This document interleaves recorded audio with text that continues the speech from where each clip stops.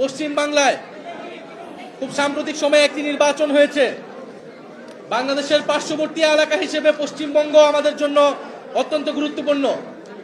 সেই নির্বাচন তাদের অভ্যন্তরীণ বিষয়, কিন্তু নির্বাচন নিয়ে আমরা এই জন্য কোনো কথা বলতে চাই না। কিন্তু আমরা দেখেছি নির্বাচনের আগে কয়েক লাখ ভোটারের নাগরিকত্ব কেড়ে নেওয়া হয়েছে, তাদেরকে ভোটদান থেকে বিরত রাখা হয়েছিল। তাদের অধিকাংশ ছিল মুসলমান এবং মতুয়া সম্প্রদায়ের।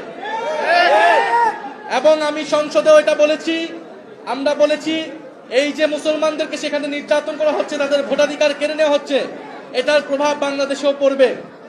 এবং নির্বাচনের পরেও সেখানে মুসলিম নির্যাতন হচ্ছে, মতুয়া, দলিত সম্প্রদায়, সংখ্যালঘু সম্প্রদায়ের উপর নির্যাতন করা হচ্ছে।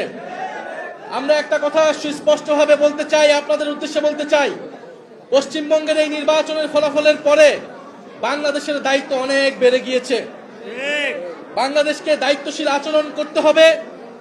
বাংলাদেশের স্বাধীনতা, সার্বভৌমত্ব, এদেশের হিন্দু, মুসলমান, বৌদ্ধ, খ্রিস্টান সকলের নিরাপত্তা এবং নাগরিক অধিকার নিশ্চিতের দায়িত্ব আমাদেরকে নিতে হবে। এবং আমাদের শত্রুপক্ষ যারা বাংলাদেশ বিরোধী, বাংলাদেশের স্বার্থ বিরোধী, তারা নানা উস্কানি দিবে, নানা সাম্প্রদায়িকতা ছড়ানোর চেষ্টা করবে, তারা নানা প্রপাগান্ডা করবে। আমাদেরকে এই বিষয়ে সচেতন থাকতে হবে। আমরা এটা দেখিয়ে দিব দক্ষিণ এশিয়ায় সংখ্যালঘুদের জন্য সবচেয়ে নিরাপদ স্থানটি হবে এই বাংলাদেশ।